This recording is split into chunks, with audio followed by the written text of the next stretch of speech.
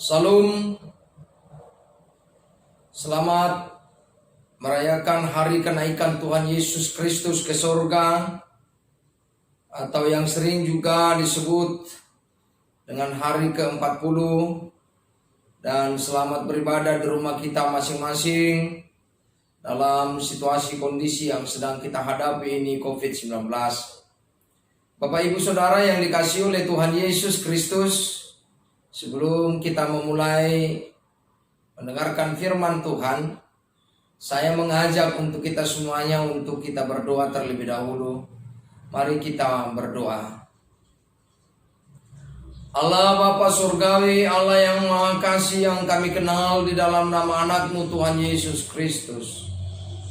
Sungguh kami bersyukur mengucapkan terima kasih atas kasih setia dan kebesaran Tuhan dalam hidup kami. Pada kesempatan ini Tuhan, kami bersama-sama merayakan hari kenaikan Tuhan Yesus Kristus ke surga. Dia telah terangkat ke surga untuk mempersiapkan jalan bagi kami. Karena itu Tuhan, tuntun sertai kami untuk senantiasa setia di dalam kehidupan kami ini. Melalui kesempatan ini di dalam ibadah kami ini Tuhan, kami hendak bersama-sama disapa oleh firman Tuhan. Terlebih dahulu Engkau kuduskan, Engkau sucikan hati dan pikiran kami, untuk kami dapat menerima kebenaran firman Tuhan. Bersabdalah ya Tuhan, sebab kami hamba-Mu siap untuk mendengarkannya. Dalam Kristus Yesus kami telah berdoa. Amin. Salam Bapak Ibu Saudara yang dikasihi oleh Tuhan Yesus Kristus. Suatu hari yang sangat bersejarah bagi umat percaya, di mana dalam perayaan ini, perayaan kenaikan Tuhan Yesus Kristus ke surga, menjadi perayaan yang sangat kita kenang, di mana Kristus Yesus telah terangkat ke surga untuk mempersiapkan jalan bagi kita. Oleh karena itu, dalam kehidupan ini kita tetap senantiasa percaya kepada Tuhan, bahwa Tuhan Yesus akan senantiasa menjaga dan memelihara kehidupan kita. Pada kesempatan ini kita hendak disapa oleh firman Tuhan. Firman Tuhan diambil dari Injil Markus. Markus pasalnya yang ke-16, dimulai dari ayat yang ke-15 sampai dengan ayatnya yang ke-20. Saya akan membaca untuk kita semua. Mari kita ikuti dan kita simak demikian firman Tuhan. Lalu ia berkata kepada mereka, "Pergilah ke seluruh dunia, beritakanlah Injil kepada segala makhluk.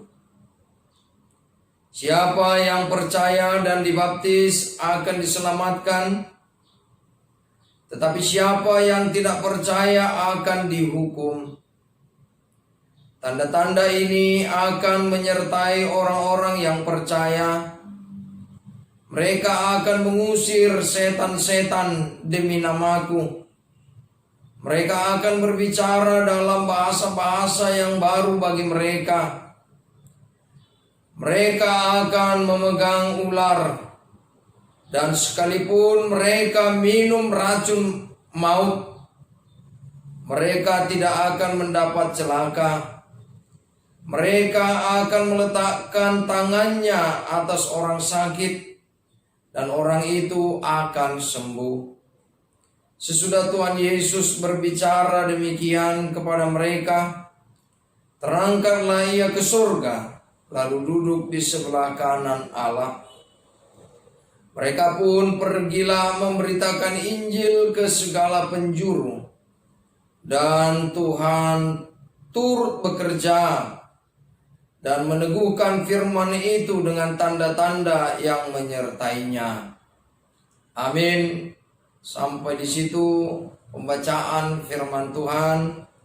Yang berbahagia ialah mereka yang mendengarkan firman Tuhan dan yang mengamalkan di dalam kehidupannya. Bapak, Ibu, saudaraku yang dikasihi oleh Tuhan Yesus Kristus,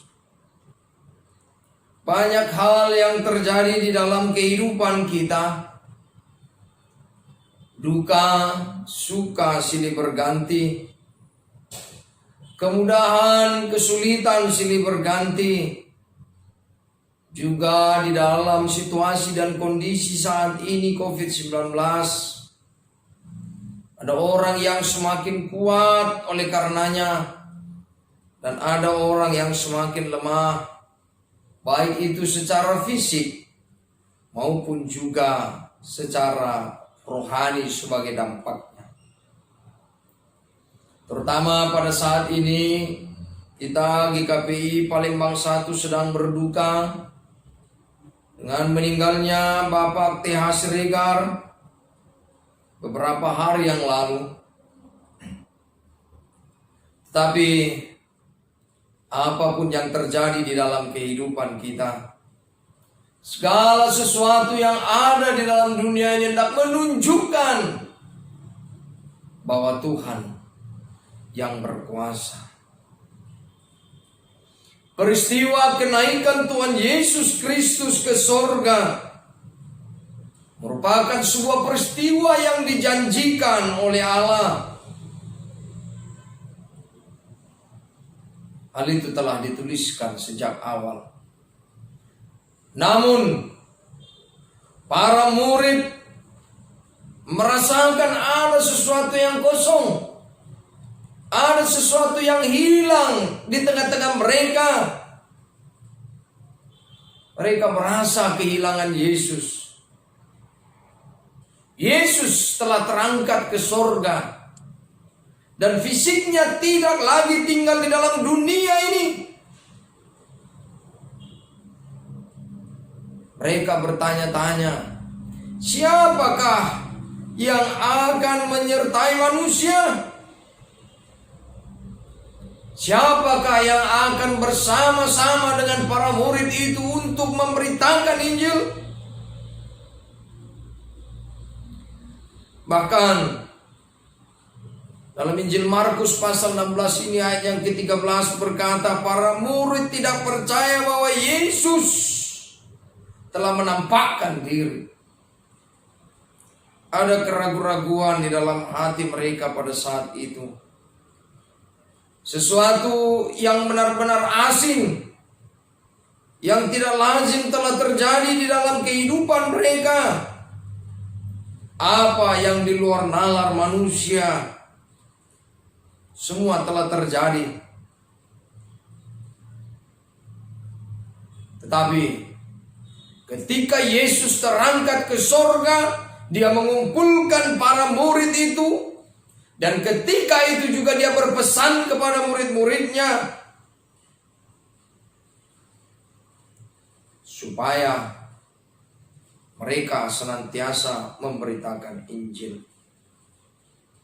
Bahkan Kisah Para Rasul pasal yang pertama ayat yang ke-8 berkata, jadilah saksi-saksiku di Yerusalem, di Yudea, sampai ke seluruh penjuru dunia. Dan pemberitaan firman ini disebut dengan amanat agung. Sangat jelas dikatakan di dalam Matius pasal 28 ayatnya yang ke-18 sampai ayat 20. Pergilah ke seluruh penjuru dunia, baptislah mereka dan ajarlah mereka. Itulah perintah yang dikatakan oleh Tuhan Yesus kepada murid-muridnya. Sehingga ayat 16 ini mengatakan siapa yang dibaptis dan percaya akan diselamatkan.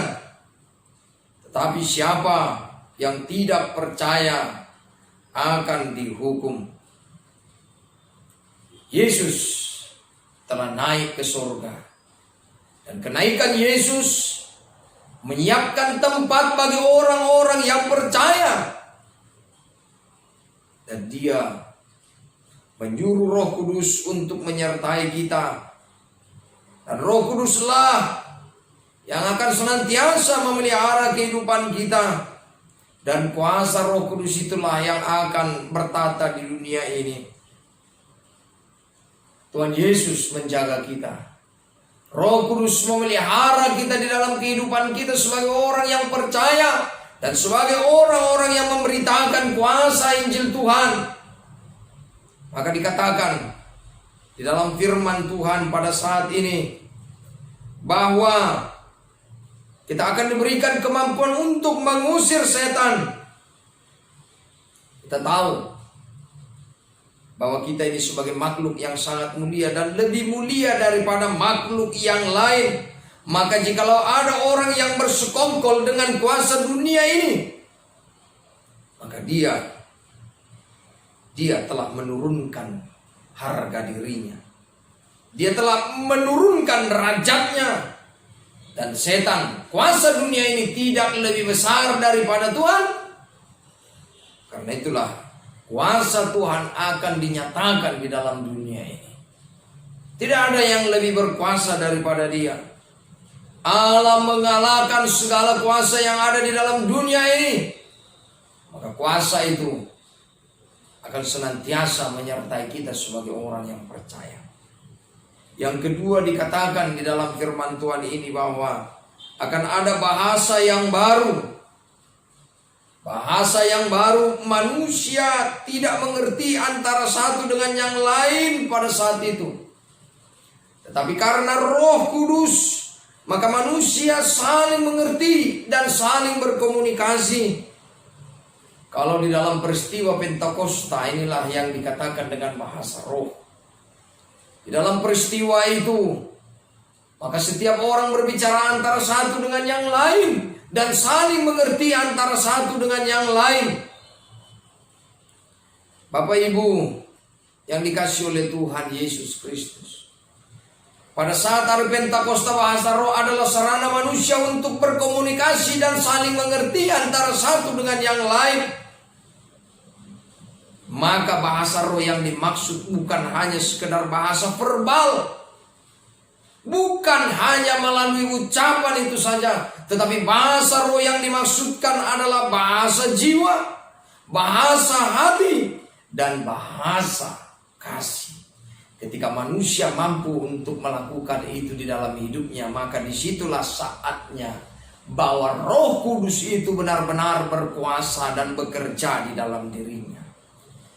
Jikalau Roh Allah itu hadir di tengah-tengah persekutuan kita, jikalau Roh Allah itu hadir di tengah-tengah keluarga kita, jikalau Roh Allah itu hadir di tengah-tengah pelayanan kita, roh jiwa itu, roh hati itu, roh kasih yang digerakkan oleh Allah itu, maka disitulah tandanya bahwa Allah benar-benar menyertai kita di dalam hidup kita, di dalam pelayanan kita, di tengah-tengah keluarga kita.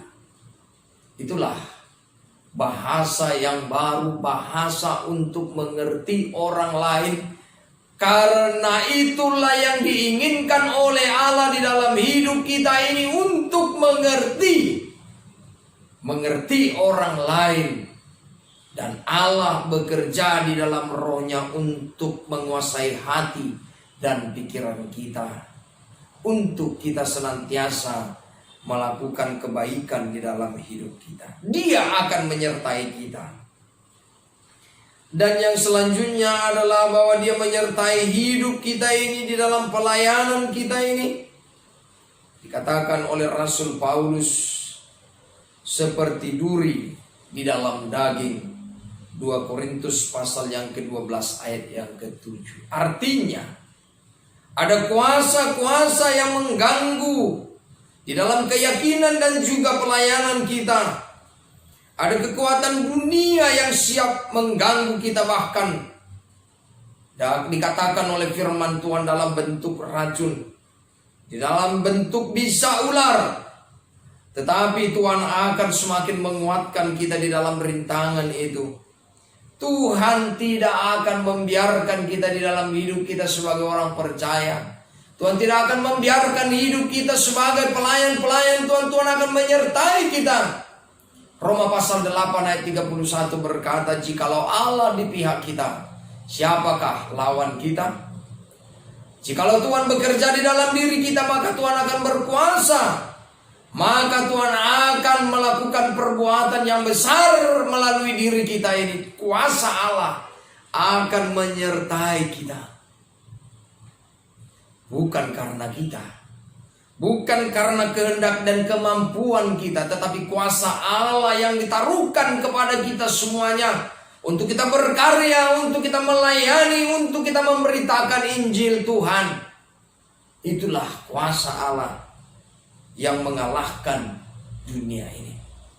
Maka dikatakan oleh firman Tuhan, aku akan menyertai engkau sampai akhir zaman. Tuhan akan menjauhkan kita dari segala mara bahaya yang akan membinasakan kita. Kuasa Tuhan dinyatakan.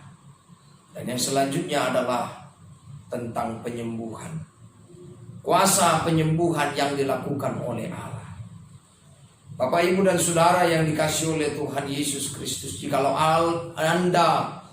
kita disembuhkan, maka ketika kita sembuh itu adalah pekerjaan Tuhan. Bukan pekerjaan manusia, bukan hendak meninggikan manusia. Jikalau ada orang yang hendak meninggikan dirinya, hendaklah dia meninggikan dirinya di dalam Tuhan, karena hanya Tuhan yang patut ditinggikan. Hanya Tuhan yang mampu untuk melakukan segala sesuatu di dalam kehidupan kita. Tuhan menyembuhkan kita secara fisik, Tuhan juga menyembuhkan kita secara rohani. Jikalau kita disembuhkan oleh Tuhan, maka semuanya itu untuk menjadikan kemuliaan Tuhan, untuk menjadikan segala sesuatu yang baik di dalam kehidupan kita. Karena itu Bapak, Ibu, dan Saudara, kuasa Allah dinyatakan bagi hidup manusia. Jikalau kita hidup secara fisik, sembuh secara fisik, maka kita harus tumbuh secara rohani, sehingga semuanya itu berbuah di dalam hidup kita.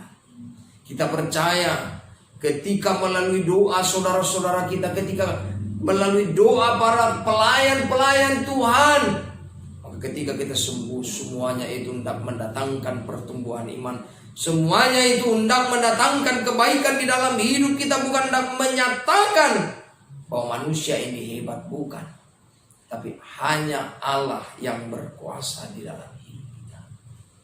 Bapak, Ibu, dan Saudara yang dikasihi oleh Tuhan Yesus Kristus, ada banyak pergumulan yang kita hadapi di dalam hidup kita. Ada banyak kesulitan-kesulitan yang kita hadapi di dalam kehidupan kita.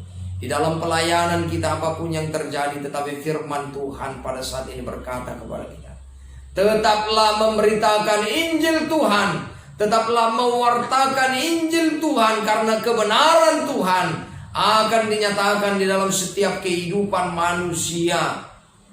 Maka dikatakan oleh firman Tuhan, beritakanlah Injil siap atau tidak siap waktunya.